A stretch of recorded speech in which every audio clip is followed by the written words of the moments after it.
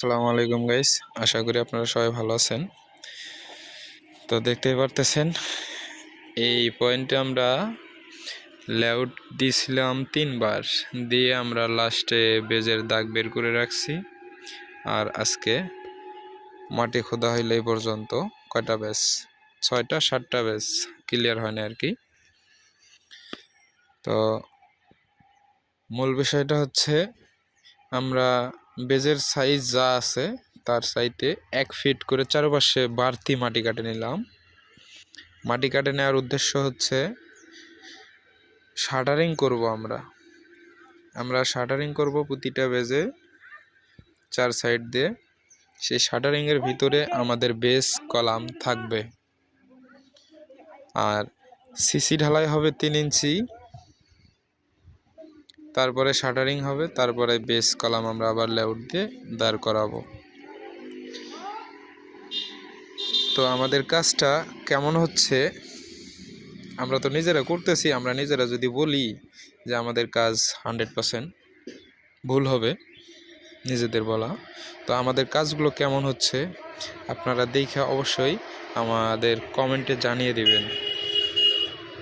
আর বিশেষ করে হইল আপনাদের মনে অবশ্যই প্রশ্ন জাগবো যে ভাই বেজে এতগুলো করে পাইল কেন।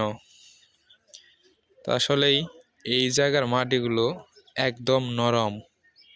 সয়েল টেস্টে পাইলিং চলে আসছে, এগুলা পাইলিং শর্ট বলতে 25 ফিট এক একটা করে পাইল আছে। এই পাইলগুলো ডাবল করে দেওয়া হয়েছে 5তলা ফাউন্ডেশনে।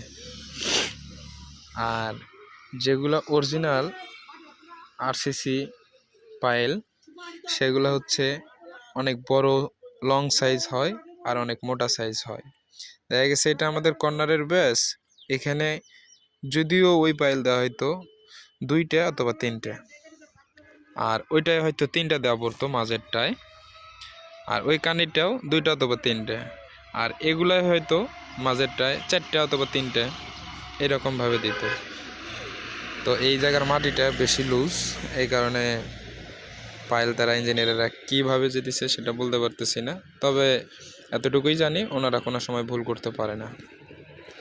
তো আসলে আমাদের কাজটা কেমন হলো আপনাদের যদি ভালো লাগে থাকে অবশ্যই কমেন্টে জানিয়ে দেবেন। আর পরবর্তীতে ভিডিও দেখার জন্য আমাদের চ্যানেলটা সাবস্ক্রাইব করে রাখবেন। সবাই ভালো থাকবেন, সুস্থ থাকবেন। আসসালামু আলাইকুম।